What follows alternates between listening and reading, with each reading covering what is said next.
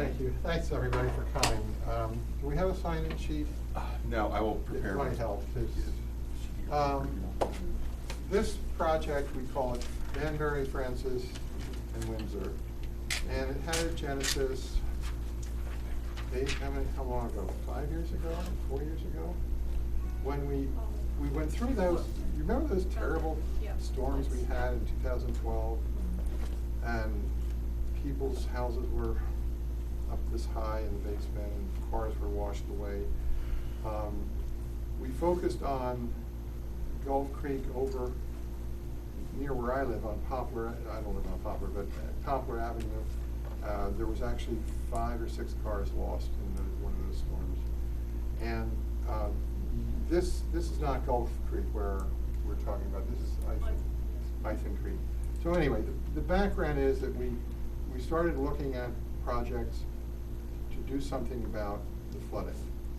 And we have known that at that intersection, Banbury, Francis, and Windsor, for years, there's been chronic problems.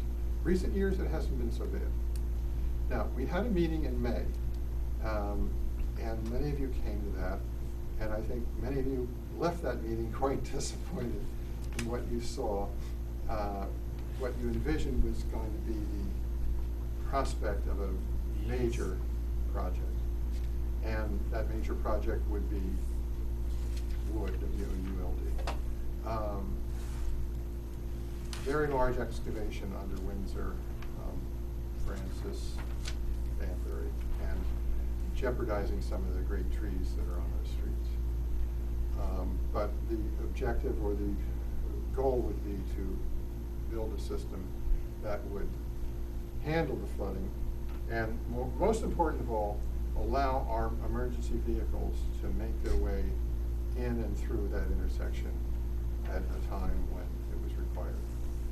So what I want to do now, we have with us Richard Young from the engineering firm of T&M Associates of Bethlehem, PA.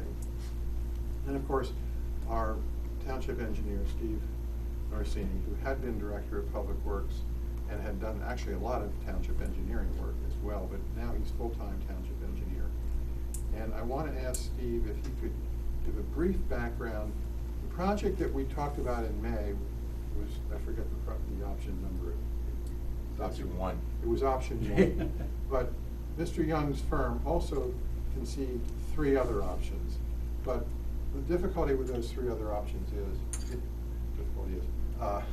that they are not much less intense than option 1. So if you object to option 1, you'll probably object to those other 3. But I want to let Steve pick up. Thank you, Commissioner. So the options were put out. One of the options actually showed quite a bit of stormwater management. The structures we're going to use on the Wawa parking lot, the parking lot of the State Store, and Anthropology. And we liked that for one reason, because it was less impact on the roads. But the reality exists that to take that ground and use it, and not even to take it in the sense of a condemnation, but to use that ground and get easements, could have been a tangled law and affair, because we're affecting businesses and their ability to have people park there. So if you all live there, so you know what Wawa's like in the morning and the afternoon. The spots are full, they're parked along the fence, they're cheating on Francis, and not as bad at Anthropology in the State Store, except for certain times. And it gets they're pretty heavily used. So my personal recommendation, this was not that of the SWIMAC, and you know what I had told the board, but they made their own decision, was that I thought that was a tough road to haul to try to get something done. You know, to work with a Wawa and their property owner, to know that they would lose for months and months that rear parking.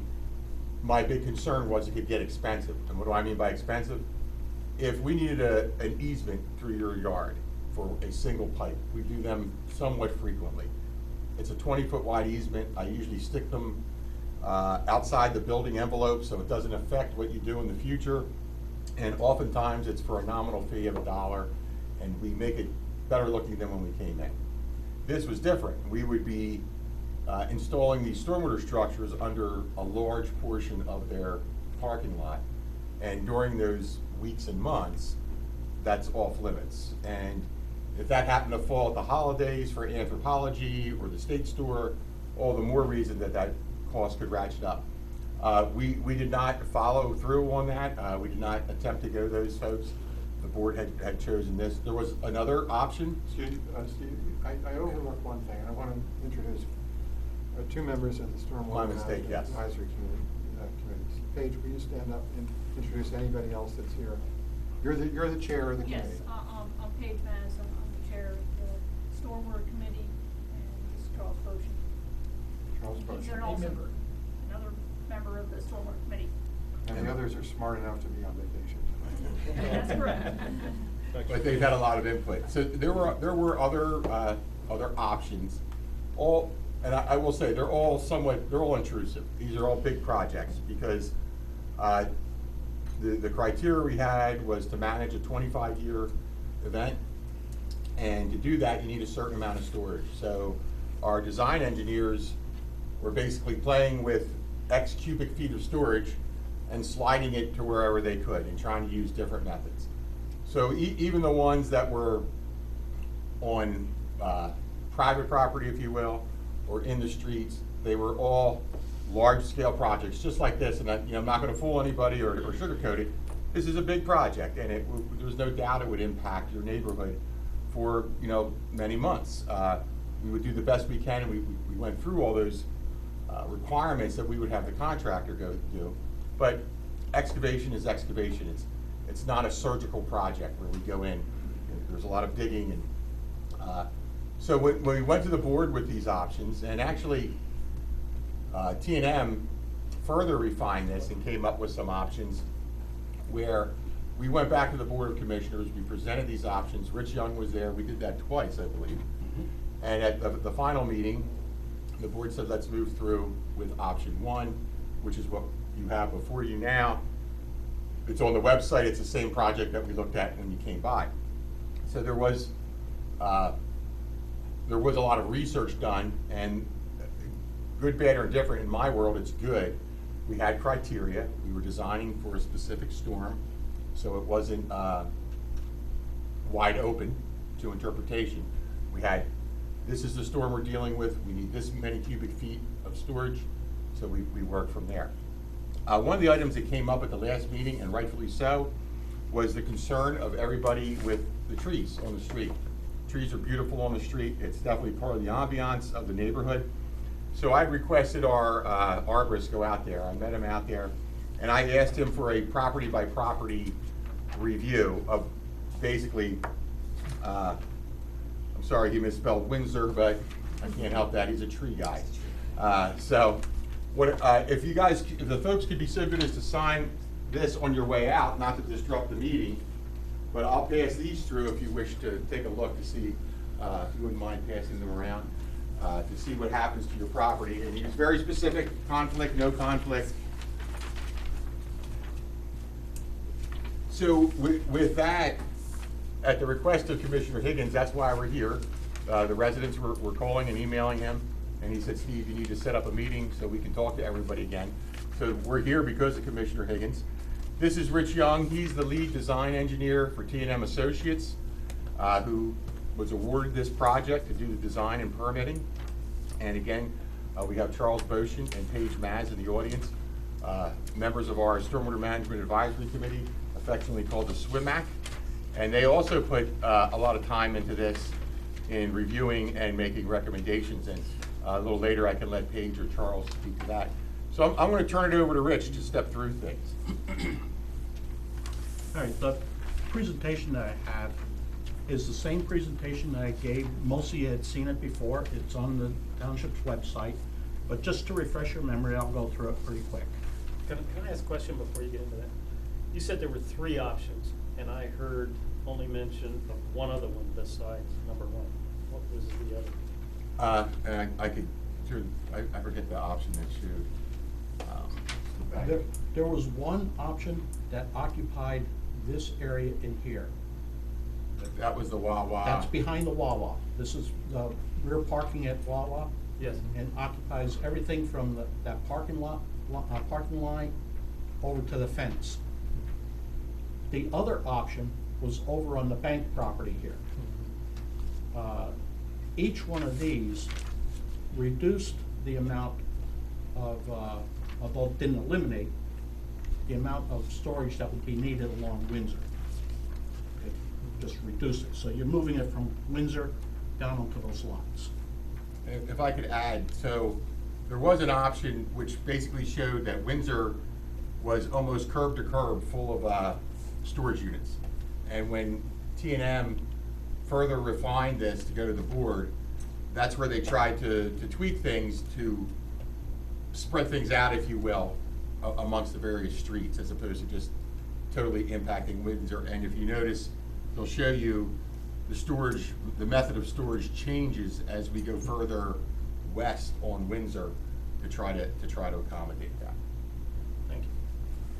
All right, this hatched area that you see in here, all this area here, and in here, that's all this underground storage. There's additional storage on the next slide that's on Windsor. The shaded area here is the different storage.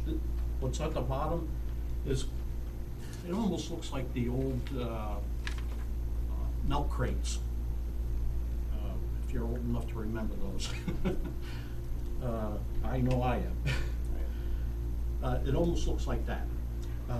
These up in top here, what you see shaded in the darker grays, is a concrete structure.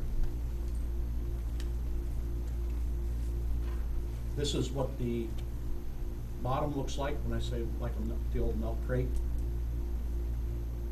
This is what the concrete structure would look like. And both of them will be, from the surface, when everything's finished, you wouldn't even know they're there. They're both capable of carrying up to a tractor trailer load, so that there's no issues with the traffic driving over it. The method of storage is becoming more and more commonly used, although more often in parking lots than in streets. There aren't too many around that are actually in the streets, but there are a lot of them around in parking lots.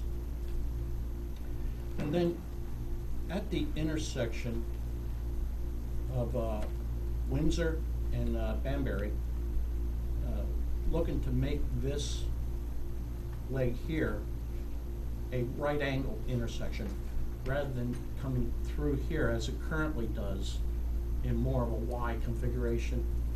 And then the area inside of that would be a rain garden. And the rain garden could look something like one of these two pictures here. The plantings, the rain garden, it would pond water, but the water would seep into the ground. It has those crates underneath then, that the water would flow through the ground and into those crates for storage. That's interesting, because it doesn't look too different from what we had 3 years ago before the township cut it down. Yeah. That's just a very quick refresher. Rich, could you stop there just for a second? Yep. So this is the transition I was telling you about. So on the previous slide, you saw more like a checker box. Mm-hmm. That was the plastic storage, where they tried to reduce the impact, i.e. the width across the road. They are showing the concrete, which is those dark dashed lines. Yeah, we went with the concrete because we can go deeper. Down at the bottom, we can't go deeper. All this outlets to an existing pipe right in here. And the elevation of that pipe is what controlled us. Between that and the surface, there's not a lot of room. We were only able to get 3-foot-high structures under there. And then up on top where we can go deeper, that's where we transition to the concrete structures. The plastic structures where's are the- restricted on the depth. Sorry, I didn't mean to interrupt. Where's the area discharge point into the main system? Is it from where you're pointing to? The discharge point would be right in here. There's an existing pipe under the ground there. It connects to the main stormwater system. So all this will connect and funnel toward that location? That's correct. Yeah. and Where does that? But I think the question is, where does that go? Does that empty out onto Lancaster someplace? It comes through an existing pipe here, crosses over onto this property. There's an inlet right there, and down between the two buildings. And then out to Lancaster, and then goes down Lancaster from there. Yeah. At the last meeting, a number of us thought that if that pipe was enlarged, it would let more of the problem area, more of the problem water excess go down Lancaster, as opposed to. And you're correct, and one of the things we need to remember, I don't mean to interrupt, just to interject. So this project also, so this is the Ithan Creek watershed, and that includes South Wayne and Midland, two other areas that have, stormwater issues. So this could also, we didn't go through the study and spend the money on it, but could give some benefit to downstream in the watershed. And conversely, if we were to open that up and say, well, let's just install a 48-inch pipe, let's go 56, let's get this stormwater out of here, it's going somewhere. And it's going down to those areas. So the idea, what we try to do is control the water, and we control it in two ways. We call one is rate control. So that's where you're holding the water back, and that pipe or an orifice or some other device meters out the water at a specific rate. He calculates it. He says, I know that we're so many cubic feet per minute are going out. We also try to reduce the volume. That's the volume reduction requirement, where we're infiltrating into the ground. And I think we had pretty good infiltration We rates did. in there. And all this does, not to go too far aside, so tomorrow night and Monday night, Meliora, another consultant we use, is gonna be speaking to the SWIMAC and the board about our pollution reduction plan that we're required to do for MS4. And it's a major item over the next 5 years and beyond. And these types of projects, we hope to use to help meet our requirements. We get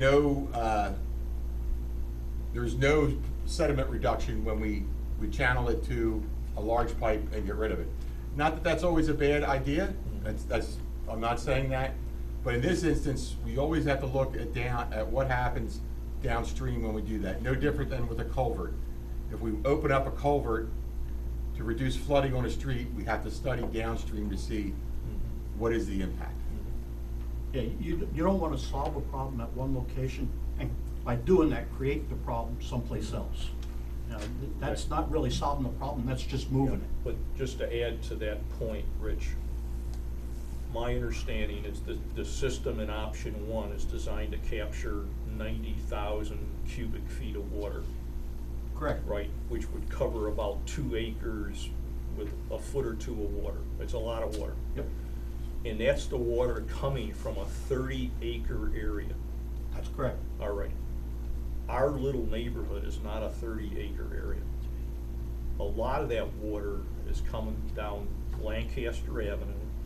It looks like a river during a heavy rainfall.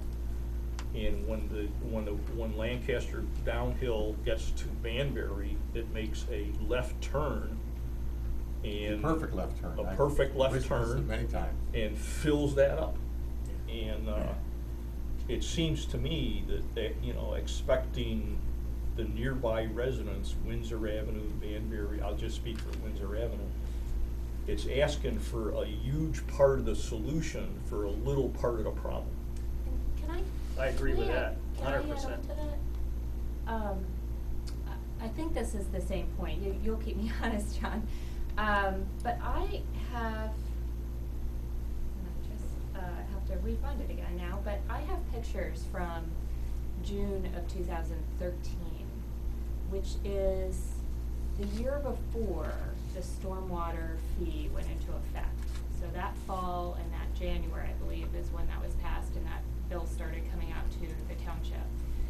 but I stood in the parking lot, in the bank parking lot, and took pictures of the water going all the way up Francis to the curb and going all the way up Windsor to your property.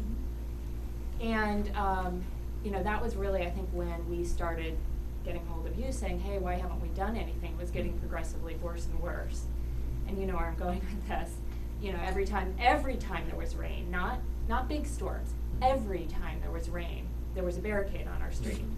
And that Wawa entrance was shut down. And we made some noise, and you did us a solid there and got a hold of Wawa, and that next month, there was a private contractor out dredging the holding tank at Wawa. And I have not noticed any appreciable amount of water in that island area since then. And please set me straight. You actually bring up a good point. Steve, I sent you a. Right, so if I could, just to talk to that point, so when I came here a few years back, Virginia, another member of our swim act has come in. Duncan Hughley, a predecessor of like about a decade or so before me, actually designed a system that sits in Francis. And I don't even think our guys really knew it was there. So I did, because when I was a contractor, I bid on it. So that private firm was the Township people we hired to clean that. We've cleaned it, I think, 3 times, maybe in the last 5 or 6 years.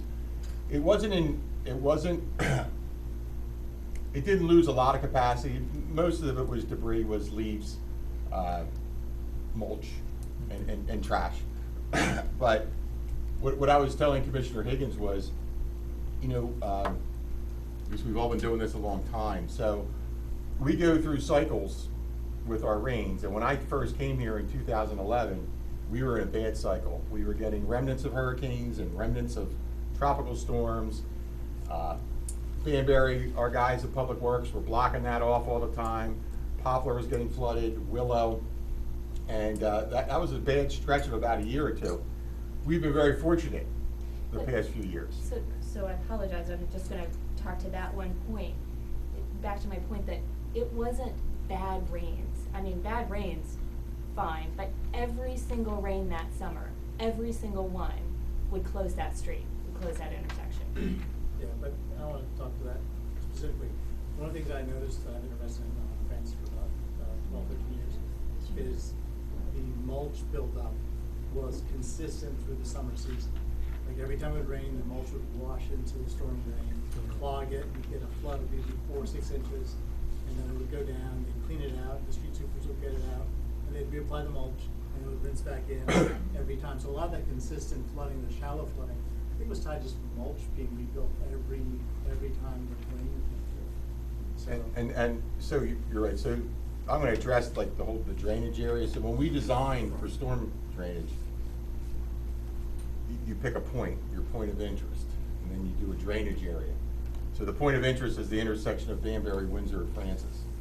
And it happens that there is a drainage area of 30-some acres. So when Rich does his calculations, based on the storm, the criteria we're given, it's not that we're compensating for some other area, this is the drainage area, just like the drainage area to Poplar and North Wayne is 500 acres, most of which is in 2 different townships.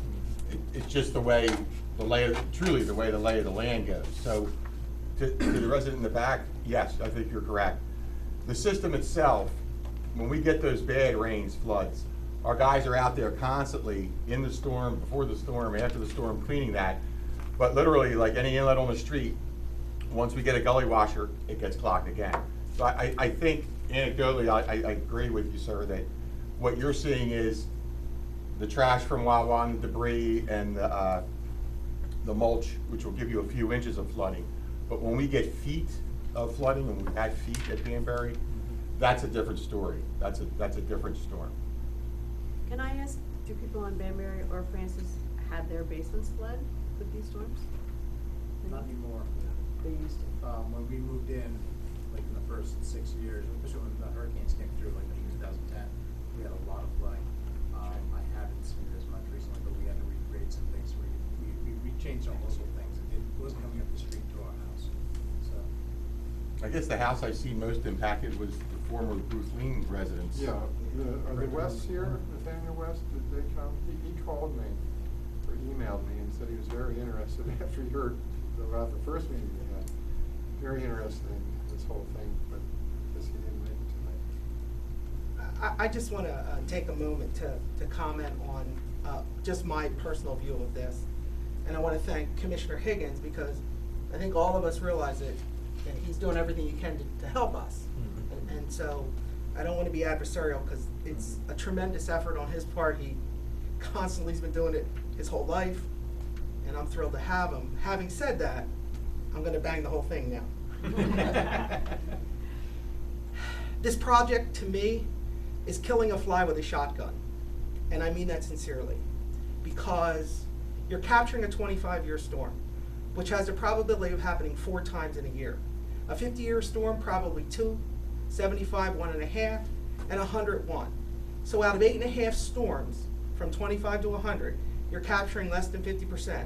The other 4.5 storms are going to flood this intersection, just like we're dealing with now.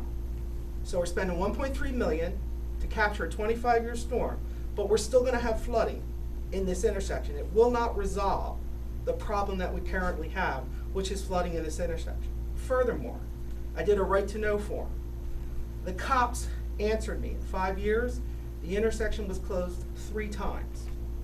Furthermore, having lived on the street, Banbury, 107, for 25 years, it's pretty clear that when this intersection does in fact flood, within 24 hours, it is always clear. I have not yet seen, in my 25 years, flooding existing beyond 24 hours. To be frank and honest, probably beyond 12.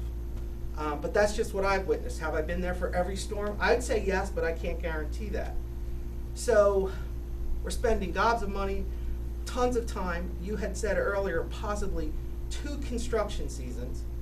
This is going to look like a war zone for those construction seasons, and I think you have to admit that it will. It will look like a war zone, and we'll be living in it. There is no impact whatsoever on any of the commercial properties at all. All the onus is on us, the residents. And furthermore, as you stated so eloquently, we're doing this to not only help us, but to help everyone downstream. But yet again, the onus is on this little teeny section of Radnor Township. And I just see it as, to be frank and honest, quite unfair, quite overabundant, and again, as I paraphrase, killing a fly with a shotgun for no true solution. Because you up there cannot guarantee us that 4.5 times a year there's a probability that this still will flood after this project is implemented and done. And my last point, which is crucial, and Steve touched on it with the current system, when he came in to take over as Director of Public Works, the Public Works Department didn't even know the old system existed. If this isn't maintained and upkept by the township on a regular basis, this system will fail, not holding a 25-year storm. So that commitment has already started. We've seen evidence of that commitment not existing. And now you're asking us to buy in to what I think is hell, and there is no future that we're going to guarantee that this system is going to be upkept just to maintain what it's proposed to maintain, which isn't a solution to the flooding in that intersection. You touched on a couple of things that I just want to clarify for others here. Shall we That's- applaud at this point? I think you guys need to understand a I'm couple not, of things I'm, that I don't mean to argue with you. I'm not. I'm not an engineer, so I'm not gonna I'm argue sure with you you. have. What, all I want to do is clarify what the 25 Sure. year storms are. A 10-year storm, it's all probability. Certainly okay? is. A 10-year storm is a storm that has a 10% chance 10 of times. occurring Absolutely. in any 1 year. Mhm. A 25-year storm is a storm that has a 4% chance Correct. of occurring in any 1 year. The 100-year storm is a storm that has a 1% chance Correct. of occurring in any 1 year. Correct. We've designed this for the 25-year storm. Mhm. When the township issued the RFP, the previous consultant that they brought on to look at all the various projects and come up with a recommendation, recommended that this be designed for a 25-year, 1-hour storm. When we looked at it, that seems to be the most critical. He talked about the rapid decline, and we saw that. We saw a rapid rise and a rapid fall. The watershed is what we refer to as very flashy. Get a lot of rain real quick, a lot of water real quick to run off. At ponds here, we included all the, in Francis here, there's two 60-inch pipes, and there's a 48-inch on the parking lot of Wawa. We took all that into consideration when we looked at it. Before this meeting, I asked our one that we have doing the hydrologic analysis, when does it flood? In existing conditions, when does it flood? 1-year storm. So we will reduce the number of times that it floods with this project.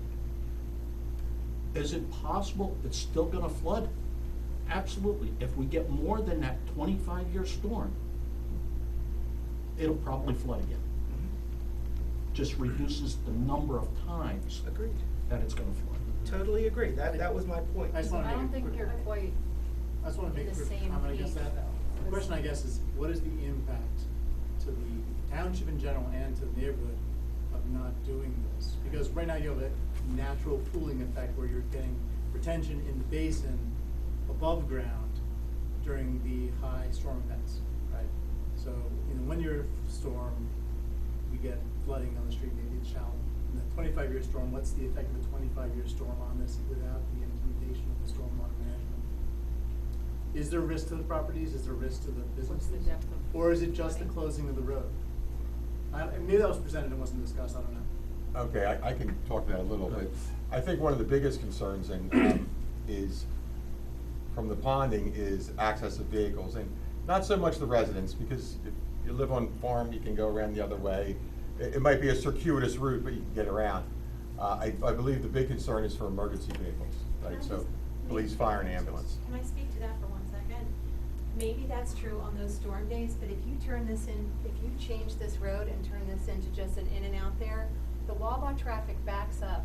The Wawa people pull out. We will never be able to get in and out of our road. I mean, as it is now, we're waiting there. So you're thinking then on a regular day, emergency vehicles are gonna be hampered because the traffic is gonna be a nightmare. Yeah, with I all mean, that if energy. I may, just to that, so it's not that there's gonna be cars in the way, it's that those floodwaters will not let, No, they're But I not mean, gonna on be able a- to on a pass. regular Oh, day, I forget don't about disagree, the- Ms. forget Yeah, Duncan. we got a lot of Yes. vectors going off different directions. That's a good point, and I would say that school buses use the island as a U-turn point, and I- they won't be able to do that. There was a very interesting video sent by the Goofleans. I'll see if I can dig it up. I didn't believe it until I saw it. So when the system gets fully charged under that street, water was actually getting forced up Yeah. between the curb and the pavement, and where there was a crack in the road. So the system Duncan designed is a good system, and my thought is, he did what he could with the money and space that he had to try to make it a better area. And he did.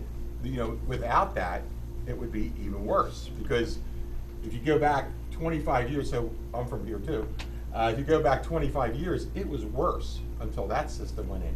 And that was able to take it. So to Mr. McCrone's, point, there's no system we're ever gonna design where we're gonna say, you're not flooding anymore. That's not gonna happen, because if we design for a 100-year storm, there's a 200-year storm. I don't wanna be around when that 200-year storm comes through, but it's there. So there's no panacea in anything we do. And Rich hit the nail on the head. It's to reduce the probability of flooding. And we talk about storms, and it's hard for us because we say, well, this storm did this. So we look at the frequency of the storm, the intensity of the storm, and the duration of the storm. So it's hard to compare, because somebody will say to me, well, this floods every time we get an inch. Well, when I listen to the forecast and they tell me we're gonna get an inch of rain over the weekend, I breathe easily. when I listen to the forecast and they say we're gonna get an inch of rain Friday night, I don't go to sleep, because that's a problem, right? So that, it's hard to compare apples to apples with everything. I mean, all these points are spot on. They're dead on. But the Goothling's video was pretty interesting. It also showed, I think as a property goes, it almost made it up to their front door, the floodwater. Just about got up to their front door. So I will say that property, I don't think it made it in the house, but that property was probably the single most affected by the flooding that occurs there. And where do they live? They were on the corner of Francis and Banbury, across from the back of the Oh, that was Wawa. them, okay. This And a one? question, Right here. okay, the new townhouses that went up, there's a water basin there. How much Stormwater water management. does that hold? So, Maybe that's changed also. are you talking about 205 Stratford or Stratford. 115? Stratford. Either one, right? They're both- 115. They're both Benson. Yes, they meet our stormwater, our stormwater management ordinance is good. I mean, we're looking at making changes to that. But that's based on their new impervious. So whereas, you know, we talked about a 30-acre watershed, your home, my home, almost any home that was built of any time ago has no stormwater management whatsoever. If you put an addition on and it's under 1,500 square feet, we require you to dig a little pit, fill it with stone, and the new impervious goes in there. But, so anything that's new since 2005, when the ordinance went in place, has stormwater management, which is a huge improvement over all our other homes, my home included. My home was built in 1958. It doesn't have a lick of stormwater management. My street, like many streets, the engineering thought of the day was get the water off the streets as soon as you can and get it right to the creek. And we don't do that anymore. But those aren't the places you have to worry about, because there is stormwater management in the new development. Well, I just thought maybe that's taking some of the water that used to roll down the street, it's being held by the Should be taking its own added impervious. But don't forget, that's a couple of acres out of 30, Yeah. right? And speaking of 30, Route 30, Lancaster Avenue, we've seen it, and we actually asked Rich to design to that effect, to address that. And we also know that the Stratford office building has extensive stormwater management under their pervious asphalt in that parking lot, a huge area. Has that been maintained? We have swept, so that's got porous paving on it, and we have in the township, we have a back sweeper. We have swept that, and there's also another spot down at the Rosemont Business Campus. There's a small system in there. What do that you mean we've- swept it?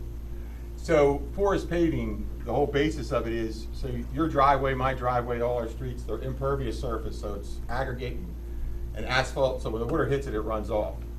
Porous paving allows the stormwater to go through it. So it's our job to keep the pores, if you will, open of the asphalt. So you don't think just use a regular. sweeping does it? With a vacuum sweeper, which you, the township owns. But the basin underneath and the grading that's under there? That I'd have to check on. Yeah, the health of that and the efficacy of what's. And that's actually there. part of this MS4 program. That's what we're doing. We're going around and looking at these various systems. Some of the inlets are clogged up in that parking lot. So we will check on that. That gets the red pencil. Yeah. But just common sense, people who live on Windsor Avenue, above hill from us is basically 115 Stratford that has a brand-new stormwater management system. Stratford Office Complex, couple of acres, has, I think the township spent a couple $100,000 on stormwater management. So I tend to think there's not a lot of water coming down Windsor Avenue. I know there's a lot of water coming down Route 30.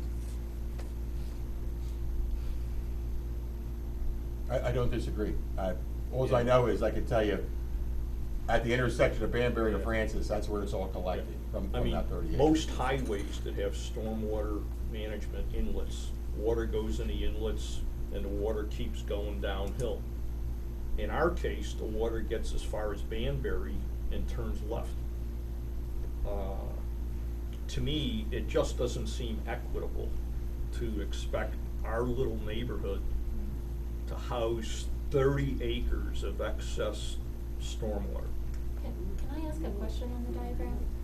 And again, I'm gonna build off of what you just said. it's just something I don't understand. You said there's a pipe here Yes. that carries water here and onto 30. Yes. And based on what we know and what John just said, actually, it doesn't appear that there's anything in this area that carries water to 30. And what you said earlier is you're worried about sediment pollution happening if that's the case, you know, if that were to be the case. So is that just not an option that we could draw, you know, a straight line into the existing stormwater management system that exists and pull some of that water out in these high water situations? So the problem is, the state doesn't have anything here for us to connect to. And this elevation here, this is below 30, that's why the stormwater comes, there's a beautiful sweeping left-hand turn, so it's uphill, so this elevation's too low. We actually looked at, we looked at this extensively, because one of the things you're talking about is, you know, catching water higher up in the watershed, right? So we did look at, you know, putting inlets on 30, because PennDOT won't. I can tell you that would be something we would have to do. But that's to answer your question on that. Well, okay, so are you saying it can't be done, or that? Well, just because that area is lower doesn't mean that you can't create that draft in there. I mean, that's possible to do. The geometry doesn't work. Yeah, Regina's correct. So we Well, don't. you can't go 20 feet deep below the road because the river might not be 20. What about at the top of Farm in Lancaster? That point was raised at the last meeting, I believe, that there's nothing taking in water. There's nothing on, I walked that side, Farm. up by That's- 115, there's a couple inlets, that's about it. But at Farm, that's uphill from where, there'd be no Right. problem accessing that there, would there? No, I mean, that's actually what I was just talking about, that we did look at going up 30 with inlets and pipe. It's still gonna go somewhere, right? It's still gotta go somewhere, but that was one method we did look at. But was that presented? Yes. Was it? It was gonna go into the bank. We were gonna drop what, Rich, 2 or 3 inlets and Something like that. take I it don't into the remember bank. exact number, but yeah, divert it into the bank and store it there then. I mean, Route 30 is problematic all through Wayne. So as you go east past Luella, I mean, in a bad storm, there's a foot of water in the right-hand westbound lane. So 30 is problematic all along. Is there any data on how quickly that the main stormwater drain backs up during a heavy rainfall? I don't have that. But my point is if there's no capacity in it, there's no sense of putting more work in. So you'd have to go, you're starting from scratch there. So you're capturing water on 30, and then we, the township, are doing something with it. Right. You're conveying it, you're treating it, Right. you're infiltrating it. And I firmly believe that stormwater ought to stay where it falls. And as far as pollution, that's a big thing too. I just think that it's a huge amount of the solution to put it in a little tiny neighborhood and create so much damage in the process to that neighborhood. Yeah, we lose 2 out of 3 trees. Our neighbors just tore down a bunch of them, and I don't know that there's a guarantee that the trees will be able to grow with the 12-foot high cement barriers underneath the road. Where will the roots go? I mean, does that make an uneven tree that just falls? I think that's some of what Yeah, the forester tried to address. We That's what walked I that, saw, and too. we looked at, like, so there's some big trees right at the curb line. Yeah. I mean, right at the curb line. And I said, John, what's gonna happen to these trees? And he goes, actually, Steve, their roots are not going into the street. They're on the lawn side. So he goes, somewhere in here, he mentions, he said, for these trees, he would require or would request that he be on site when excavation is taking place to make sure that root pruning occurs if any roots are encountered. And he would also evaluate, and we've done this on other projects. We have him there, and he evaluates everything as they're, and if something was, oh my goodness, there's more roots than we encountered, he would tell us if we needed to do something. Well, we're losing 2 trees out of 3. Well, yeah, I mean, you see the impact here, but I think everybody kind of tensed up Sure. when you said, oh, we'll take care of the trees, because these are 100-year-old they're fragile, to begin with. Some are 20 and 30 on their way to getting Yeah. bigger. What address are you at, ma'am? 312. 3 Oaks conflict of 2 Oaks, yes. There's no doubt. Yeah, the trees affect our whole neighborhood, so. These are not minimal changes. There were a large handful of trees taken out on 301 just yesterday, and my 7-year-old looked at the street and she said, "Mommy, this side of the street looks completely empty, and this side looks nice and pretty." And that's a 7-year-old that doesn't know anything about any of these processes. It was completely apparent to her that the street had been irrevocably changed. Brought her to tears. What, was this, our project? No, this was a resident, actually it went through the arborist. 301 So, Windsor. yeah, most of the trees were diseased. Where is that in relation? It's the one, Right the on iron, the corner, Jim. On the the corner, iron Jim. fence and the stained glass windows. Oh, the new people. Yeah. The old suburban. It's So they nuded, removed- it's totally They- nuded of they've trees. just taken out all the trees. All down. Last year, they took out 6. And if huge- our arborist huge approved it, trees. that's outrageous. It is outrageous. Well, you're allowed to take out It's the 5 or shade 6 tree. a year. You could take 5 less than 30 inches without a permit. And Hosback was there, and at both times, a lot of these trees were what he deemed hazardous. They had to really- To know. Pine trees. He is extremely aggressive when it comes to saving trees, or not saving trees. He's very conservative, I agree, Commissioner. He's no doubt he's a conservative fellow. Conservative in the tree damage type thing? And Take it down. Take it Yeah, down. and Keep hers on the again, side and so, take it down. I mean, his life is trees, and he does reforestation projects, but he also, so when I look at a tree, and I say, well, looks good to me. Exactly. He sticks an instrument in it, and, like, he'll say here, he says,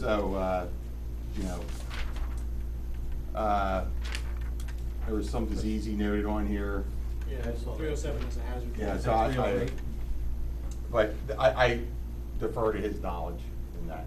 But the point is, this project is going to have huge impacts, whether you say you're gonna watch the roots or not. There's no doubt, ma'am, and we had said early on, we understand that the trees are a huge part of the character and the ambiance of the neighborhood. And the loudness of the neighborhood. We have And- Lancaster more now with those other trees. And we would put replacement trees in, 20 but that's years gonna before they be, show any. that's gonna be our kids or grandkids that are. Actually, I have two questions on that first. 2.5 When it inch says- diameter trees. When it says conflict, does that mean they're being removed, or there's risk that they could be killed by the excavation? Conflict means there's a possibility, that there's a conflict with construction, they could be removed. They could be, but they may not be. Yeah, It's at risk. this point, he doesn't know. It's a risk item, though, it's not a guarantee. He wasn't sure what area was being excavated, and he was trying to say, worst case scenario, this is what's gonna be impacted. The second question is there a potential to replant more mature trees in the area? We had actually talked about, and it was in here, so we request folks at shade trees, so you mentioned the 2.5 caliber trees, that's our standard, but we would look to plant larger canopy trees, like 3.5 inch caliper, 4 inch caliper trees. What is that? Caliper is, you measure up 4.5 feet, is diameter at breast height, and so it's a 2.5 inch caliper tree is like this. Yeah, exactly. And a 4 inch, is something like this. They're not a mighty oak, I mean, I'm not gonna, or a big maple, it's not the same. Right. Someday. Are we all finished with the technical presentation? Is there anything more that you say? I don't think, correct me if I'm wrong, nobody's here to try and force a project on your throat. So- There's a problem with flooding in the intersection, we're trying to resolve it, and we do want your input. I'm not here to argue with you on any of No, this. no, you do what, our Board of Commissioners asked you to Yep. do. Yep. Here's my view at this point. I think this, as Jay McCrona said, it's an excessive solution to a problem. Our weather's changing, our climate is changing. Maybe in 2012, we overreacted. I think our Stormwater Advisory Committee has studied this for several years, and I give a lot of credit to you for all your work. I hate to disappoint you, but I honestly think that this particular solution is wrong for the neighborhood. So can I interrupt just yeah, 1 second? Sure. We did not recommend a 25-year storm. We've recommended against a 25-year storm. We recommended somewhere between a 5 and maybe a 10. You could go as low as a 2-year storm because we recognize that it is a small problem that occurs frequently. And we did not want the extent of this. We recommended against it multiple times. And the reason we picked up this project is because a resident came in crying for help, showing us photos of flooding that were pretty severe. And I have seen it flood since, as recent as May, and it does occur, but it doesn't last very long. And this, I agree, is more than we need here. And I don't really think the extent of it is warranted by the conditions that we're seeing. I would rather see a 2 to 5 year design storm here, and the work could be done in a minimal footprint, and everyone could have, passable area, and every couple of years maybe it'll flood, but it won't flood on a routine basis. Right. This is Regina Mandrasak, who is on our stormwater advisory committee. And so, I hope that this neighborhood doesn't think we're trying to solve a problem other than the one in that location, because the limited flow that comes from Lancaster Avenue, it's just gonna stay there anyway. We're not doing anyone any favors. We're removing the flooding at that location, is really all it is. And this project, the way it's being designed with the intersection improvement, at first I wasn't thrilled with the idea of it, but when consulting some traffic engineers, they all concurred that this is a safer design for traffic flow, and it made me feel a bit better. But I know Radnor is not fond of change, and that's a pretty big change for the neighbors, and I wanted to make sure that the neighbors spoke on that, because whoever lives there is the one who's going to be able to tell how that impacts them. And I know that the traffic at Wawa is significant. I'm there often. I walk through the neighborhood too, but I don't really understand how that benefits or hurts by changing that intersection. So I wouldn't support the change of that intersection if the neighborhood was adamantly against it. If we were able to change the intersection, do all the work in that greened area, and do all the work in that existing footprint, and not go up the road and not go down the road, I would be in favor of that if the neighbors supported it. Can I ask a question? Thank you. I think that was a good summary. Thank you. This gentleman. Part of me feels like we're at the same meeting as last time. Have you gone over anything that has been done since we had the meeting? We asked by email like 10, 15 technical questions. Is there a process to answer the questions? I did pass them on to Rich. If you can bring up the specifics, he's Yeah, aware of them. I don't remember 10 or 15 questions. Yeah, I don't remember one technical question ones about of the that. pipe leading from Francis to the private property, but. Changing the Jim, invert to you reduce wanted the to know system size. if we can enlarge Yeah. that 16. I don't remember 15 questions, so. So one question is, there's an inlet on Farm and Lancaster, and it doesn't work the way it's designed. And part of me thinks, even if we store all this water at the intersection, we still have a ton of water coming down with no inlets on a high-speed road. And you're still gonna have that. You're gonna have half the lane covered in water as it makes it to this system. And so that's a safety hazard you're not really addressing. And if you put those inlets in, granted, the water's going down the pipe, but there might be a much cheaper location down green space somewhere downhill, and you can manage the water. And so you're curing flooding here, but you still have these really wide flooded lanes on Lancaster Avenue, which you haven't even touched. And the inlet, right, of it's Farm and Lancaster, I don't know what the history was, but the inlet's like 5 feet back from the curb, and there's some sort of trench drain going to it. And the trench drain faces downhill. So I don't know what kind of interesting backward thoughts there was there, but it doesn't do anything. I mean, it's facing downhill by several feet. And so just altering that is a few $1,000s project to make it actually accept water. And that's a huge drainage area going up Lancaster. And that, to me, just seems responsible for the lane flooding on Lancaster. And then even from there down to the intersection here, a new inlet seems like a hazard that we're eliminating on Lancaster. And it would, even if you tie it into the system, I think you should consider an inlet at that intersection so that it doesn't have to turn the corner and it doesn't have so much of a distance. That's what we spoke of doing at one point. Yeah, we did look at that. Yeah, and as part of this project, it didn't show up on the concept plan, but as a result of the last meeting, it was our intention to include some inlets along Lancaster and bring them down to Banbury and then into this storage system. I met with PennDOT Drainage. New inlets. Yes. New inlets, yes. I met with PennDOT Drainage on Rich's Yeah, design. but that's going the other way. That's Yeah, taking I- Lancaster water and putting it back in our neighborhood, and we're talking about taking Lancaster water and making sure it doesn't come into And our that's, neighborhood. would be a whole different project, because there is, remember, there is no conveyance. And that's not saying it's something that can't be done, but, so, there's no inlets in front of the bank right there, and Well, that's, but and that's wait, why the you water haven't- turns. I think he's posed a question that I haven't heard an answer to, and that is, what's the deal with that inlet at Farm? I don't know. It's a really interesting. I have to go look at it, because, but I will tell you, we can't expect a single inlet to take acres and acres of drainage area, right? So, my anecdotal thought is, like, one inlet's not gonna stop all the water coming down. It's a series of inlets, and we gotta take it somewhere. Whether we take it into the system Rich has designed, or we design elsewhere and go down, but remember what we were talking about also, we have to watch what happens downstream in the watershed. Yeah, So if yeah. we just put a 50-inch pipe under Wawa, that's gonna help, I'm gonna tell you now, without doing any calculations, that's gonna help, but it's not gonna help the folks down below. Well, but have we, okay, so I'm gonna ask the dumb question, because I moved in 2010, 2009, and, at that time, I'm gonna get myself in trouble here, but there was a big brouhaha about I don't wanna say a similar system, it was not technically the same, but a huge pipe that was put in right in front of the fire station. And for a number of years, that was not connected. I still don't know as a resident whether it was ever connected and actually performs the way it was designed to perform, and that's downstream from us. You're right. So you're saying that we have to watch the downstream effects, which, we're all in this together, I get that.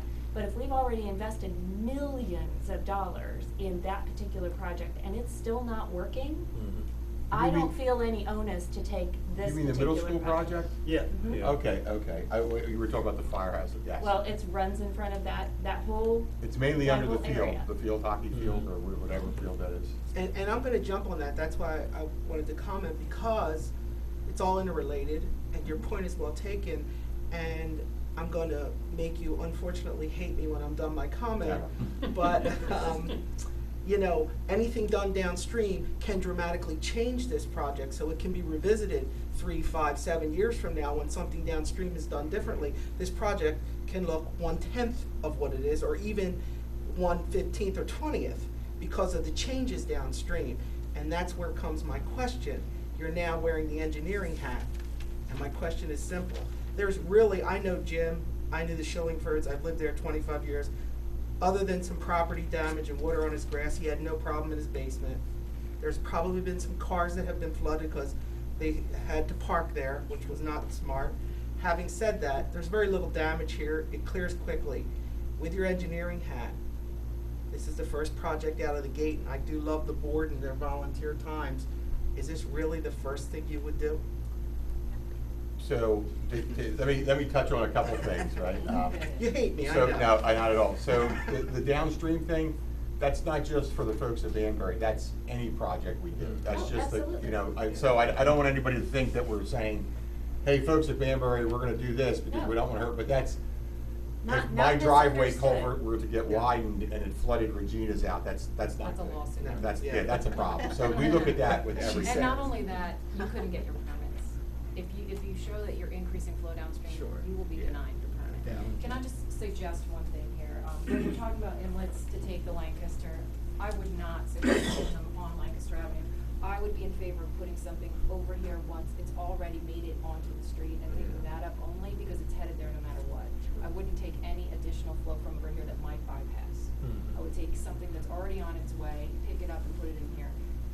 The number one question, is this a problem, this reconfiguration? Number Yes. two question, I know you don't wanna lose your trees. What would you rather see? Would you rather see no project whatsoever, or would you rather see an improvement to the existing system and some green, this would be planted and this would be water quality, it's good for dealing with small storms? is that something you guys are even remotely interested in? Or would you rather just see this, like, and we're not talking 2 years worth of construction. That's, to me, that's unacceptable. So is that something even on the table?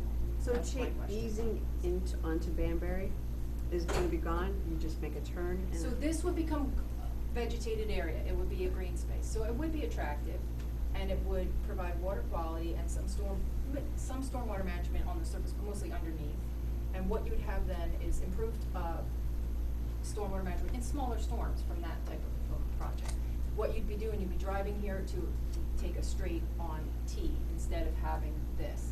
And I know it's tough getting in and out of the parking lot, and I don't know, I think almost you're in a better queue than the people coming out of the. If the Well, traffic light changed within less than 5 minutes wait, then that would work. Yeah, And excuse me, exactly. from what I remember when we were trying to change it for the kids, you guys don't have any control over that. No, we did, we Time of actually light. did. Commissioner Higgins called me, oh geez, it was several months in a row, and I kept adding time to that.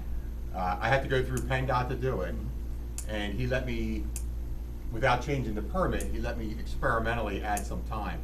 But no matter what, It's not gonna be quick. Route 30 is the primary driver, right? That's the main road, that's always gonna have the majority of time. So I did increase it, but it's still probably imperceptible to the driver. I mean, I added 10 seconds, I added more, but they're only gonna let me go so far because they're not gonna impact the road that has 20,000 cars a day versus the Wawa.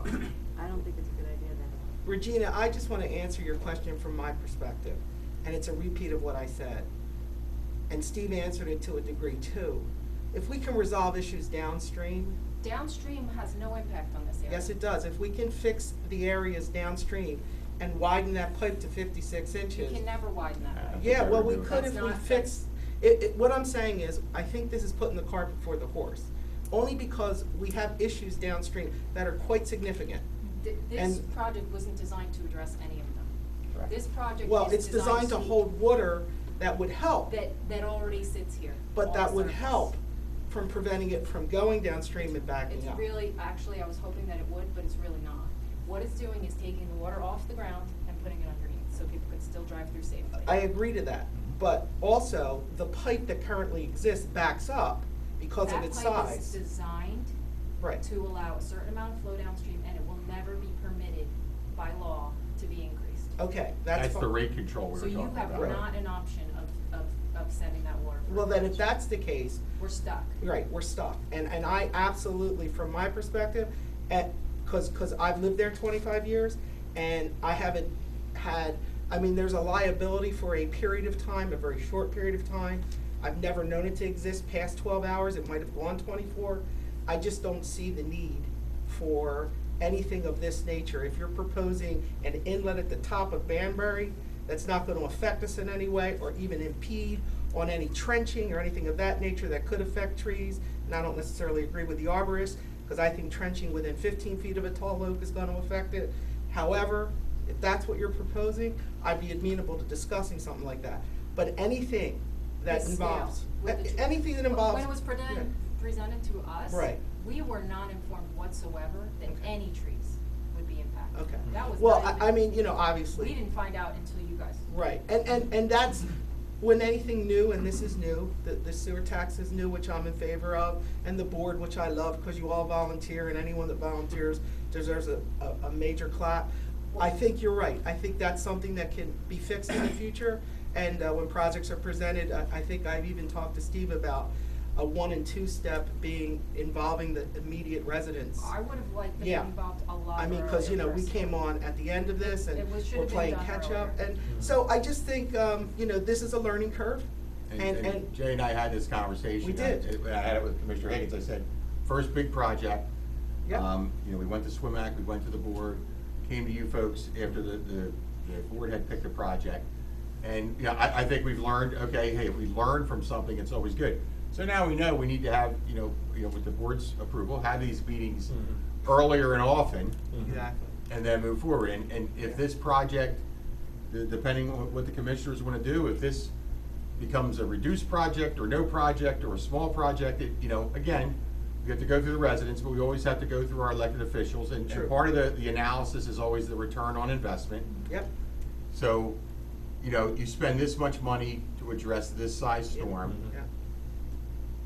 To address the 2-year, is there an economy of scale there, or does it price Yeah, itself out? and let's be honest, I think we're all very appreciative of the fact that Commissioner Higgins, yourself, and the board and all are here Yeah. discussing an issue in our neighborhood. That's a tremendous. Commissioner I mean- Higgins is a great advocate for Oh, yourself. there's none better. I Clap thought it you got on a that. great salary for doing that. Yeah, sure.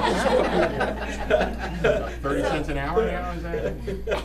So, Could you we know. tie up one loose end that Darla raised, and that is the middle school and the Yeah. firehouse? There is a system that was put in the early 2000s.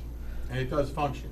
It's Tell not- us, it's- tell us what it is and what it's. Okay, so there is an underground system under the field, and it's built of similarly of what Rich had showed, of these crates of some sort. There's all sorts of brands.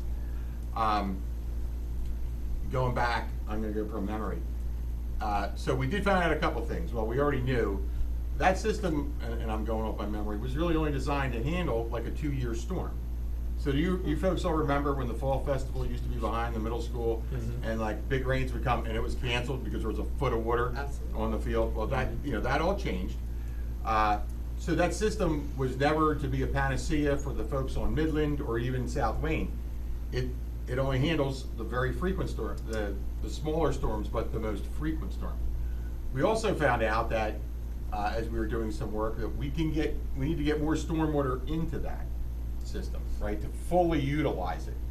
But that being said, Midland still floods, South Wayne still floods, and even if we get every last drop of stormwater that we can into that system, it's a 2-year system or 2.5-year system. And by the way, there is a small system in the firehouse parking lot that we just cleaned about 2 months ago. So we're on the cleaning part of this stuff. So that what Mr. McCrone mentioned, we're on the cleaning part of this, maintaining our assets, our stormwater assets. So, you know, the system's there. We need to get some more stormwater to it, but it's not broken, and even functioning at 100%, it's not stopping it. So that, you described the problem with the middle school field, it's Yes. 2-year. But we do have a flooding problem, and Paige, your people have looked at it, Regina, at the firehouse. Mhm. And we explored a solution there, and didn't we run into huge financial There's some utility There's structural a lot of problems? utilities, fiber optics. And actually Dan Weibel, in one of his scenarios, so when that fizzled, when we found out that it wasn't economically feasible to do what we wanted to do. That's why that project stalled, by the way. So the stormwater pipes on School Lane just stopped at an inlet. They just stopped dead. We found that out by accident too, when we were milling the road to pave it, and so I did some investigating, and the system never continued on. I talked to the contractor, I talked to Dan Malloy, who was my predecessor, and they ran into a huge issue with these utilities to be able to continue the project. We looked at it again and presented to the board, and it really wasn't feasible. So we asked Dan, as he was doing his study of Ithan Creek and the township-wide study, to look at other ways. I said, Dan, okay, if we can't get it in at these inlets, can you get water into the system elsewhere on South Wayne? And he did do some work on that. I don't recall the costs, but that was So we have this engineering concept at this a point. concept. Can we start to recap here where we are? First of all, I think that this project is a no-go. That's one thing I get out of this discussion. As currently proposed, or in general? As currently proposed. Okay. But I liked your ideas of, Regina, of trying to find a way. And I don't wanna put anybody on the spot, because if you don't know tonight how you feel about that, then let us know. Regina, what you bring up is what we've discussed internally, that if the project doesn't go, what's our next step? Could we get specifics on, could you go over again what your ideas are? Well, initially, we were, I think a 15-year storm was what was recommended by CH2M. I don't think it was ever a 25-year, Yeah. but then it got in the RFP as a 25-year. But a smaller storm that fits within a footprint that's a lot less disruptive Okay, so the question is, what So fits in kinda the back box? it up, What back fits it in the up from box? there, yeah. Well, I What think can you get without? Rich might be able to speak to some of that. I think there was a design you had that, It's like was a between a 10 and a 10-year 15. storm, and I think it didn't have the storage going all the way up Windsor. Yeah, unfortunately, I didn't bring a copy of that slide along, but one of the options that we looked at was a 10-year storm. And that was dramatically reduced over what you see here. It was more so what you see at the intersection, not going up That's my Windsor, I recollection, think. yeah. Yeah. I can look into what that figure, what it looked like, but that's my recollection. Can I Well- just, again, I'm not an engineer, but, you know, in my business, we always try to do the, what we call the low-hanging fruit, the $100 fixes first. And I think I've heard two $100 fixes that should be addressed before we put another option on the table for us all to look at. And that is the, reviewing and potentially fixing the inlet at the top of Farm, which you brought up. And, Regina, you mentioned that there might be a way to add some sort of an inlet on Banbury that ties in. But that would The be, geometry is that would tricky, be I get it. the extra storage for it to get. And to do what The storage Regina's now is saying, you maxed still out. need this. Oh, you're gonna push it that way and not the other way. You've gotta build this. You Well, have to and- go Yeah, down. so and it's see, all based- part of the system. Okay, It's so going there anyway. based on what I just That's heard the- about the retention yeah. basin downstream from us in the middle school, I'm not connecting the dots. I'm not convinced that we can't push water down that away. And again, shut me down because, you know, I haven't seen all the drawings and I'm not there. But those to me seem like two $100 fixes that I would like to see it, you know, put in place, or even just one if I'm completely off base on the second one. I'm definitely gonna check out the inlet on Farm. Yeah, that's definitely gotta be checked. But I can tell you, I'll just tell you anecdotally, without even doing any calculations, one inlet isn't going to, it would be most likely imperceptible what that does. Mhm. It'll make a difference in Still certain worth it. storms, absolutely worth looking at if we have it. Yeah. Let's make it work if we can do it, and if it's a maintenance item, that is Well- low-hanging fruit to address. Well, okay, and I'll add number 3 to that, and that is that, Wawa basin dredging that occurred was in 2014. How often does that need to be done? We go in the system, and that's how we check. So, we don't just say we're gonna do this once a year, Based twice on a year. inspections. We go in and visually inspect, Okay. and if there's, you know, Because to 6 your inches point of leaves, earlier, we're not you looking. had no idea that that was even there. Oh, I knew it was Somebody had there. forgotten. I don't think my guys did, and that's no So it fault hadn't of been anybody. maintained, these problems, you know, went over and over, And so. I will tell you, even when we did clean it after many, many years, it really wasn't, you would think it would be much Wasn't worse than it as was. you thought it would be. It wasn't that bad. And now that we're upkeeping it, we're not getting, you know, we're getting the full use out of the system, and we'll continue to do that. Might add an item to the inexpensive solution list is that Stratford office underground storage. So on my list, sir, from when you Okay. said, we're gonna pull those plans and make sure that's been, Yeah. has been, or will be maintained. Yeah. Another minor one, I don't know if it's feasible or not, but at one time, the paving at the corner of Lancaster and Banbury was such that it channeled the water straight down Lancaster. And when there was some road work done 10, 15 years ago, that slight burn that channeled the water down Lancaster was eliminated, and then we ended up with the left-hand turn of the water. So the question is it possible that the road itself could be contoured in a way safely for traffic that would act as a channel? Yeah. We'll definitely take a look at that. Yeah. Yeah. Absolutely. Which Steve, I road? think it might Not have been Lancaster the Avenue. handicap. It was on the right on that corner in front of the bank. Based on what I know about PennDOT, that would take a lot of hitting people over the head. PennDOT was happy to let us Many put months. inlets in so long as we paid for it, but they weren't gonna do That's it. about And when I met with their drainage group, they're like, sure. Yeah. They have to run the couch, but they're like, sure. When this slight berm existed, I don't think any of the water turned left on Banbury. That's Whoever mentioned the ADA ramps, that does really change things, because Because you have to comply. what was once a 6-inch step Right. is now flush with the street. Wow. And it has to be flush. Right. You can't modify. And so you have curbs that go like this, and then they dip down. It's gotta be safe. It's, Yeah. it can be, from a stormwater standpoint, it can be problematic. It's good for It accessibility. can be entertaining too. The one over, by St. Francis Church, the train goes around the corner on sidewalk. Yeah, It just like goes, this. it just takes the ADA ramps as the shortest path.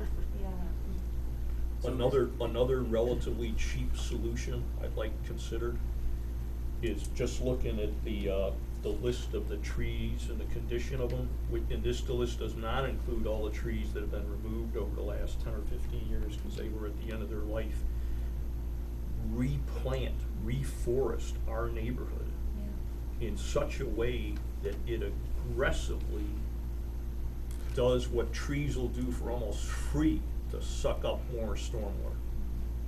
Trees are cheap compared to engineering, underground storage, and what we've seen in our neighborhood is almost all the old trees, the ones that are left are at the end of their life, basically.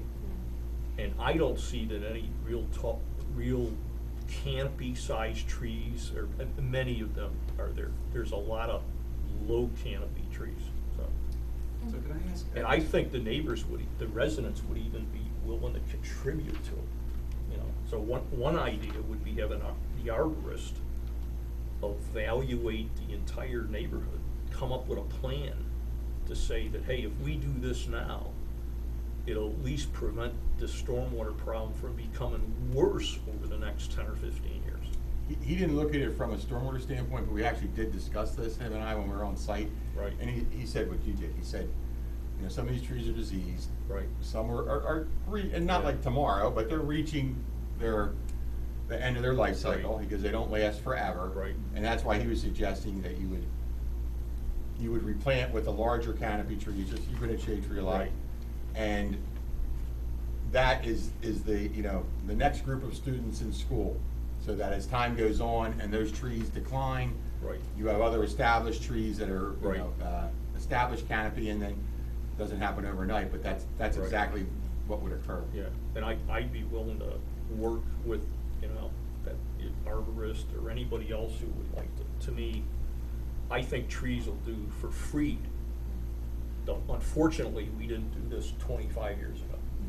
So they're not gonna suck up a lot of stormwater for free quickly. It's called transpiration. Exactly. There you go. So I guess to have my question as to what's been done since the last meeting. We had, maybe it wasn't 15, I submitted 5 technical questions. And that's exactly the same image you showed.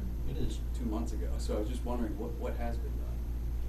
We've been And have working those through some of the questions been, like, details, the various connections between the groups, working on reprofiling the roads to make sure we get the proper cover over the, it's been working through a lot of the details. You know, I could have brought those plans along, but they're nowhere near finished yet. Right.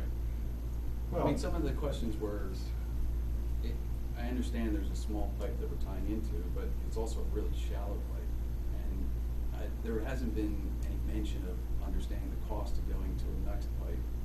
If we get 1 more foot of depth on this, it's 3 feet deep. It's 30% smaller just for 1 foot of depth. So I asked that question earlier on. these Can it be this is just sort of as a learning curve for the public process. If you're going to get at least a limited number of really good questions, I think the public's going to want to see a direct answer, a response.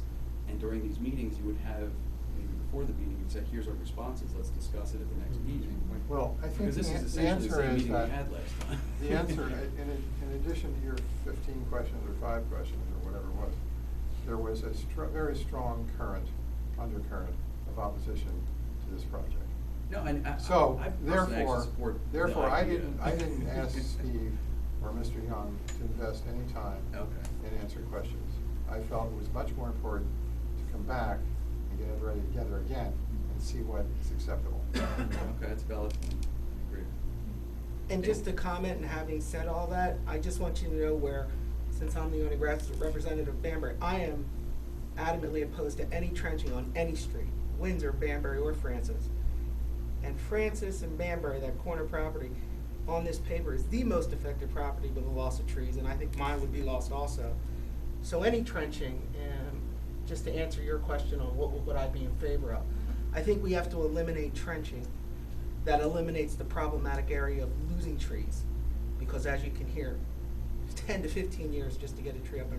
And I think that if we can come up with some solutions that might deal with a smaller storm, that stick primarily to the intersection or similar to what they've done in the past, and throw some other ideas that have been floated around, you know, I think that we're on a positive vein. I really and truly honestly do, and I can't, I know I'm gushing a bit, but thanks, I mean really, so hopefully it helps. And just so folks know, all the things you have discussed, the manager, myself, the commissioner, just in general terms have talked about, because we heard the opposition. So, scaled, and then there's decisions to be made. So we've run into this before. Do you take an area and work backwards and say, oh, this is what I can do? Or again, do you set a criteria? Because either way, you're limiting yourself. And you know, you say, well, look, you got to stick yourself to this, whatever this is. It's a quarter acre. What can you do? What can you do in there, Rich? And he's going to say, I can give you this, and it's going to cost this. And then we'd say, well, this will manage this storm. Or do you say, manage a 2-year storm, and what happens? So there's all sorts of things. But Commissioner Higgins, the manager who's back there, we have been discussing this in general terms, all the things that you folks have said, you know, scaled down, smaller, but the low-hanging fruit we're going to investigate right away. That's good. I do. I have to say though, I'm as disappointed as Zach is, because if you have technical questions, we're not asking you to change the design to answer them. I think if questions were raised at the last meeting, by now we should have answers. That's really a process that we need to change. We can't just say we want more feedback if we're not able to answer the technical questions that are relevant. I think in the next instance, I would rather see those answered at the next meeting. Well, there was one, the gentleman had, Mr. Gerard, is it? Lowering the invert. Yeah. Okay, the question was lowering. My wife's name. Mr. Smith, maybe? You got the right house. The right house. Is lowering the elevation of the pipe that leads from Francis out to Lancaster. Yeah, so I just. We're talking about the pipe that is basically, you store all the water and then you have this pipe that's like the plug in the bathtub. That's right. Now, if you make your bathtub a foot deeper by lowering that plug, not making it bigger necessarily, but lower, what happens? And I had that question earlier too. Actually, Rich, we were just And I think talking. there was some He reason did look at that. it doesn't work. And that's, as long But as that has to you look be into answered. it and you say that's not an option. I'm happy I'll let him to speak to that now. We were just talking about it. So Yeah. you wanted to let him know what you would look But at. I was gonna make one comment on that. I mean, there was something about potentially tying in further downstream. Right. And the easement on the property. And I'll tell you, there's been some confusion on that, because my commissioner thought that while pursuing this design, he thought that simultaneously the township was looking into and asking that property owner about that. So there's some confusion about it. I know even among the commissioners, there's confusion about what's going on there. And I think we need to dispel the confusion over the different avenues that are being pursued or not pursued. I think for this level of cost, saying that it's not feasible and too expensive to get an easement. Well, there's two easements, so. It's kind of impressive, like. The pipe that Rich was talking about, that you had mentioned and that Paige had mentioned, and he's gonna share that now. There's an inlet right there in the, sorry. That's a different thing. That's like a single pipe easement. That's attainable. What we didn't have Rich do is go through the calculations to see exactly how much the system was reduced, which is what your question was. Yeah, I mean, if we ask a question of what is the cost of these easements to get a pipe easement? And just at a concept level, can you give a number, and does that, honestly, I would never give you without talking to I would never give you the price. I don't think anybody here could, because we don't know. You might say, Steve, you can come through my lawn, it's gonna cost you $1. Right. No, And Regina might say, how much does it cost to contact the owner? And get an that is estimate? free. So, that's my question, is if we ask that question, I'd like to have follow. But we weren't directed to do so, But- so but we what- are what, when we go. What design, what option, what? There has to be scope to it, yeah, because There has to be if you gotta lower, something. just to Well, kinda get out of it, if you gotta Right, lower the thank pipe, you.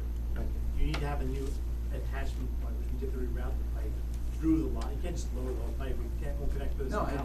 I agree, like, Yeah. the So question I is. think Joe's good point, it's like, you have to scope how much, the question is, you can't just say, well, can we lower the pipe, it's. My What- recollection is My that- question Wasn't was, lower at in what pipe. point is there a lower, like, what is a feasible lower location? Try to answer that. And then, what would be the easement costs, and I think we're spending a lot of money with a few things that are just, well, that's not worth it, without any concept, understanding of what it is. The benefits of the question. Yeah, I mean, there's a few key decisions here that are just being thrown out, and I'm okay if you do a quick analysis and say, hey, we figured it out, it's really not worth it at all. I'm happy, I just wanna know that somebody looked at it, and that we hear the response, that's all. We did look at it, and it winds up being, if I recall correctly, it's either 12 or 15 inches lower, the invert to tie in at there's an inlet up in here Right. in the parking lot. But what it saved in the amount of disturbance, that I don't recall. Yeah, I mean, I'm sure I just- have that information, I just just by- don't recall what it is. Like simple, dumb geometry, if it's 3 feet, now if it's 4 feet, it's 30% smaller. So, Yeah, I and understand. that's a lot. So my only comment is just the process. I know that, I'm a consultant too, so every time you have to answer a question, it's hours and budgets and all that. But if we have a limited, My I don't recollection is- know if we need to create a limited set of questions and have a limited set of answers, so it's not willy-nilly, everybody's asking 45 questions. And I don't wanna volunteer anyone here. We wanna try to answer everybody's questions, but you hit the nail on the head as a consultant. So T&M Associates was given a contract to do a specific design. Right. And don't get me wrong, they're fine with looking at things for us. They're not, I'm not getting bills that say, oh, Steve, remember when you told me to look at this inlet over here, there's, 0.5 hours. That doesn't occur. But we do have to make sure that if we go that route, and I'm not saying that we shouldn't, that we know that there's a cost. So you have to kind of maybe, as you said, maybe you pare it down to the most feasible and then let them go, because for as many people as are in the room, there's that many ideas usually. Can we try to decide on that process today? I mean, is filtering it through you the appropriate way, and then you? Well, my thought was, I think we should turn it back over to the commissioner and Okay. because the big decisions come from the board. No, I mean, the big decisions are coming, the big decisions Send are. all your questions. free. through Steve. I'll take your, no, but I mean, Send I'll all take your questions. through Steve Norsini. Right, All and your that- questions go through Steve, because realistically, all your questions, I mean, you can send your questions to Steve, we'll answer them. In my opinion, the consultant that we've hired should be able to answer these questions without him going this far. I know he may disagree with this or not, but he's made a lot of money from this. He should be able to answer these easy questions that you have. And I'm That's sorry, my- when I, that's my opinion. when I say go to Thanks the Commissioner consultant, Higgins, that's ridiculous. I meant for like the next step. Sorry. Your technical questions in the letter, I said send them all to me, that still stands. Okay. In that letter, I said, snorsini@radnor.org or call me or whatever, yeah, I didn't mean send your technical questions to the commissioner. I meant for the next step from this meeting, we turn it over to the commissioner, but yeah, absolutely, I'm your conduit for that. Any questions that you have, Steve will respond to you. If not, let the township manager know that's me, Okay. and I'll make sure that Steve responds to you.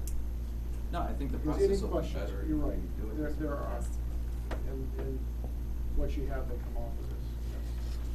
I think if I could just make one more point that hasn't come up at all tonight, and I just think it needs to be made, is that not only do we have, we all have reactions to the plan and individual concerns and questions, technical questions and whatnot, but we do have a fair number of folks on the street who have limited mobility, or who have children, or who have home-based businesses.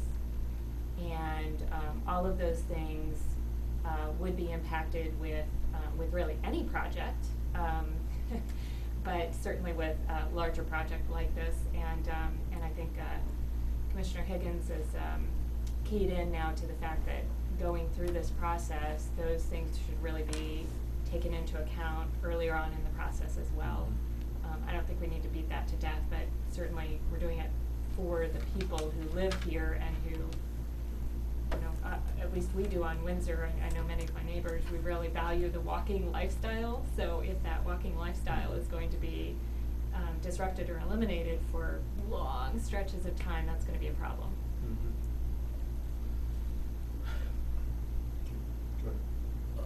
I was asked to submit questions. One question I submitted, I haven't heard any discussion about, and that is dry wells. All my neighbors on, God bless them, up on West that I love, I look up and all I see are 4-inch PVC pipes pointing right at me from every corner of every house. And when we get a heavy rain, I have 2 rivers, one running down each side of my house. Where does that come from? Doesn't come from Lancaster Avenue. Comes from west. They're way up higher than we are. Comes down, washes all my mulch down, makes a river out of Windsor, clogs up the drains. You talked about digging a pit and throwing some stones in. That's all it takes. That's actually what we require, and I can answer your questions. I did look at that. So what we, I forget, what was our total storage volume? 97,000. So in our ordinance, if you're under 1,499 square feet, we tell you to manage the inch. You don't manage. You're taking the inch off the new impervious, and it goes into a stone pit. It's filled with stone. So we actually looked at one point going up west with stormwater management, because again, we're looking all over the place. We did look at that, but there's no doubt we would love people to do that, or maybe that becomes a project where we call it short circuiting. When a downspout hits the driveway and doesn't get to go over your lawn, it just runs down the driveway, hits the road, gets Even if it goes over the lawn, but when we get a heavy rain, so it's the a river. The pit, the volume you need, I'm not saying it wouldn't make a difference. If everybody on West had a pit in the smaller storms, if they had that dry well, that could make a difference. Well, I think it really would, and you're talking about trying to stop it at the source rather than waiting until it accumulates. Yeah, that's This key. is the way to stop it at the source, and I haven't heard one single word Yeah, about that possibility. You're right, John. Paige, do we have a program of rebates We do. for people that put in rain barrels, I know that. Yes. Jim is talking about something a little bit more sophisticated than that. He's Yeah. talking about like a seepage pit or, you know, and you can get credit for that as well. Well, we ought to jack up the credit for that, because that's creating, I mean, a rain barrel fills up and then it's Yeah, useless. Yeah. We It should could do a also be better a job. communication, because I've never heard of a credit for rain barrels, and I actually thought of putting one just for fun. Yeah. You know, to know that these things are, We- you know. we- So we're talking about Give us spending millions suggestions on of how to dollars get on the word out. construction. Why don't we Yeah. throw a couple of $1,000s at residents in areas that are already at risk? Yeah, Jim, that's a good We one. need to do a better job, our government, our board needs to do a better job of It might take a new ordinance. publicizing our It might take a new ordinance, rebate but program. that's the way to stop it at the source. Maybe making it more lucrative. We definitely, set aside a fair amount of, stormwater dollars for the rebates, but I think I can count on my fingers the number of, Yeah, we haven't rebates had a we've lot given of- out. And I would support larger amounts for those. Yeah. I think the whole committee would support that if we could get the Board of Commissioners to run Well, with that. when, if you recall, when that stormwater fee was passed, there was talk of maybe that rebate process coming in the future, and I know it has been enacted, but when that was going through committee or commission, it did not exist. And so the messaging hasn't caught up with that. If that fee is out there, if that rebate fee is out there, it's not well known. How about And- included on the bill? And it's not explained. That's where we It's, want it. you know, beyond That's- buying a rain barrel or mitigating at the level that, is required for new construction or additions, I don't know what I can do with my property. I don't know if I can, you know, put something under an existing flower bed or put a channel down. I don't know. You can always call me. I'll come out there and help you out there, that's not a problem. It was in a mailer that came out to the whole town. No, but I mean, to give people, I do that all the time, to give them ideas of what I'd they like can to do. ask the committee, stormwater committee, to maybe help us, the board of commissioners, publicize the existing program that we have, because it's not at all publicized. And Well, it's in second of the all, budget. maybe enhancing it, and by increasing the amount of rebates. As Darla says, we're spending $1 million, but maybe we can throw some money to residents to Crowdfund it. have them build these things. Yeah, I Could mean, you- we definitely need to. We would certainly review the fees, the reimbursement quantities and Right, so recommend higher. that could be more, while there has been some publicity, I think it was in a newsletter or two, obviously the word hasn't really gotten out. It's like $50 back, isn't it? It's nominal. It's Yeah, it basically is. your cost. I mean, my husband put a rain barrel in and I don't think he knew there was a rebate, so. And we haven't submitted it yet either, but, yeah. All right. How many people read the township newsletter that comes out? I guess not enough. Perusing. You mean a That's why we're gonna go to a different format, so we'll see if the format changes. Township news loudspeakers on the Means everybody has to read. It'll look like a Private, but they magazine. make township letters, maybe I can get them. I mean, they are a little bit more magazine. Why wouldn't they put it in? What area Are you willing to change subject one? And then you design, just get over Regina showed, or maybe it's the intersection. We'd be working back. My daughter does, Here's your carts area. and- Here's your house. Here's where you can work. I would do I'm not that. confused on that because they're all so real. Come up And they're enamored by it because there's a lot of green grass down there. But there's a lot of hills and trees. Okay, we have to kind of come to some sort of a concrete adjustment or consensus here. So, Steve, why don't you perhaps try to set? Sure, so what the commissioner was just saying was, we need to come back with a concept. And about a half hour ago, we talked about two different things. You say, we want to address this specific storm, or we work backwards and say, this is the area you have, do what you can in this area, show us the cost, and then it can be evaluated. So, what I was just talking with the commissioner is, my thought is, if we were to leave here and come back with, 4 or 5 different scenarios, we're kind of in the same spot again, right? Where we're saying, hey, what do you think about this? And then there's a bunch of questions and comments, and then we leave and we come back.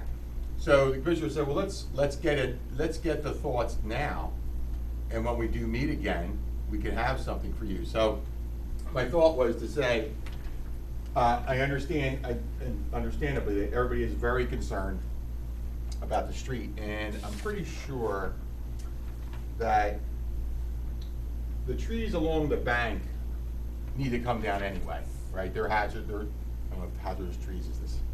So my thought is, we say to you folks, are you willing to, kind of what Regina said, if we limit our construction to this one area, so we don't go up Banbury, I don't know, maybe we'd see, maybe we run some inlets down Lancaster, maybe come down Banbury, or I don't wanna be in front of for everybody. But if we were to say, hey, if we just stick to, the street right here and what would be that triangle, is that an acceptable area to work in? And then we come back with some 1, 2, 3 options of what can be done in, because I gotta tell you, the gas line's coming through here next year, so everybody knows. Pico's coming down the street again, so, is that, because obviously, nobody's in favor of this. Nobody's in favor of this. I don't think anybody's in favor of this. So I'm just, by reducing it, I'm saying, if you give us some parameter, I'm not what I'm saying, just you tell me, if this is an area that we can work in, we can go back and see what we can do, come back with 2 or 3 options, and everybody knows right off the bat, we're not going up here, we're not going up here, other than, I'll call it the triangle and Banbury itself, and maybe 30. Is that something acceptable? Because if you guys can come up, if the residents can come up with something now, the next time we meet, we'll have something to discuss with you, and we'll shoot it out beforehand also. Remind me, has there been a traffic study with that kind of idea? Have you had a traffic study to see No. how that would No. be? No. No, that I think is. It's just stormwater at this point. Yeah, I think that could be a big problem. Unfortunately. The best study would call for the removal of Wawa, put it somewhere else. No, I don't like Wawa.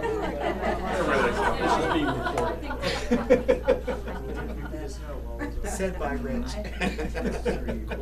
So, does anybody have any thoughts on an area you would want us to work in? And like I say, I mean, it might mean that we do connect to this pipe. I mean, there may be a single trench down the road for the pipe. But is this something acceptable? Would you want something smaller, larger? Personally, I think that's pretty good, but I do have a question. It's a So, lot better. on the extended Francis, where we only have the one property, Jason, That's, is that where the existing system is? No, the existing system is in the street. Right, it's in the street It's along. under Francis. Yeah. Right, so would that have to be replaced or be connected to any renovation? Well, what we could do is if we're looking at this again with fresh eyes on a smaller area, you know, we'll look at, hey, can we incorporate what's there and add on to that? Is that a possibility? My point is if it had to be replaced, you're not damaging the adjacent properties or like the tree issues. I don't think there's many of them there anyway. So if you had to replace the existing system, you'd still be focused within the footprint of the existing system. Right, and we could look at, you know, like I say, maybe something occurs here and it connects to that, and it's, you know, a Lego system going through. But if folks, if you want to give us a little direction tonight, the next time we meet, the plan would be, the commissioner will call a meeting, we will send you out materials ahead of time to chew on, and we would come back and discuss. So, in what you're proposing here, Just for example. right, as an example, but what you're proposing here, taking this green space and making it an active retention or somehow mitigating the water, what we're really losing is That whatever, section 10 would- feet of street from, wide, from here to here. Right. So we're losing that access and egress point, we're keeping this, modifying it slightly. Is there anything under here right now, under our island, that handles water, or? No. Not handles water, no. No, it yearns to be a rain garden or something there, it really does. I mean, like that area does, it's at the low point. But if that's, again, I'm not trying to throw that on, if that's acceptable, it's a very limited footprint. And I'll have our traffic engineer opine on the, I'll have Amy take a look at the access egress and, you know, we might have some counsel. You wanna show of hands, So I would Steve? want to know what, you know, what impact that's going to provide, right? What, how much water it's gonna hold. Oh, that's what we would do. Okay. So what we would do is say, so like I said, we kind of be working backwards. We have this area, whatever this area is, and we would come up with a few options that says, here's the cubic foot of storage we can get, we're gonna do this, we're gonna do that. We can maybe address this storm, and here's an estimated cost. And then given that, knowing that the impact might be slight, would the residents still be able to say, great project, let's go for it, or it's not worth, you know, the ROI just, and the quality of life issues that we would have with that? I think that's which is- all things to be discussed at the meeting. Yeah, so that would be something like the duration of the project. Right. Right. So we're not going forward, if we ask the engineering firm to relook at this, we're not going forward with a foregone conclusion that we would take on this project? No, what I think the commissioner is saying is, we learned here, this is our first big project, we learned that there's a process we need to go through, I've learned from this. And we're saying, so before we move forward at all, we come back, because ultimately, you know, it's gonna go back to the commissioners. That's why I was saying, you know, we take it back to the commissioners. Ultimately, it will. The only hope or goal I would hope we would have, is to solve the problem of our emergency vehicles not having access through that intersection. As Jay has mentioned, and maybe others, you let that water sit there, in 12 hours it's gone, It maybe goes down 24 hours fast, it's a gone. couple hours. But in the meantime, you want to be able to get an ambulance in there or a fire truck. So that ought to be our goal. And if that means capturing that Lancaster Avenue water that's not going down further on Lancaster, but is intended to come into the triangle, then we ought to focus on that. I mean, I have some ideas running through my head, I know Rich does, and the swim act is a very valuable resource. I think there's some things we could do, and just to caps that, Commissioner, so we'll address some of those times, but you figure if this very large system addressed a 25-year storm, something, a fraction of that is going to address, you know, much smaller storms. So I mean, it came to the point where we actually stopped closing it all the time. We just had signs made up that said caution high water. Because it does, it comes up really quickly, and a couple of hours later it's gone, and then it rains again and it's back up. So we didn't even close it all the time, we put signs up. So we could keep that in mind, and also I'm Absolutely. serious about our rebate program and publicizing the fact that we have one, and then maybe enhancing it so that we can get more people on West Avenue and my street too. Yeah. Because there could be a tailored marketing plan where you actually hit mailers directly to residents in areas where you want to control the water. Yeah. Instead of just giving it to the entire township, If but it's focus a- on areas like microburst. If it's a problem area, it seems to me the commission, just like they did the business district, it had special issues there. You can look at the 30 acres is a special problem area. The commission could pass an ordinance relating to the necessity of doing something with those downspouts in this particular area where we have a serious problem. You don't have to apply it to the entire township. You have certain areas where you have known hazards, known problems that you need to deal with. Why not shoot with a rifle instead of a shotgun? You understand, I like the idea. Love it if that But was you do possible. understand, if we look at regulating people on West Avenue, based on one resident's opinion on Windsor, I'm gonna have people jumping all over me. It's not. But maybe Well, there's one person's empirical opinion, evidence. one person's opinion may be right or wrong. Prove me wrong. The I mean, case law doesn't Maybe you could support talk to that. your neighbors I've done and training they for would this want stuff, to do and it. the case law is not there for you to enact something like that. Is that right? I don't believe that. You I'm can't- sorry, you I'm can't- a lawyer too, but so don't pull the for- lawyer stuff on me, but please. for the, That's you baloney. can enact something that would take place if they trigger it. They have to dig, extend, expand, but if they're sitting there as they are today, we can't make them do anything. Okay, can I ask folks then, I wish we just, could. so I don't believe just it. so everybody knows, so I took the low-hanging fruit notes, and we're gonna be checking them, immediately. Good. And, Thank you. just for some kind of, a thought, Rich, I'm gonna borrow your, go ahead, mouse here.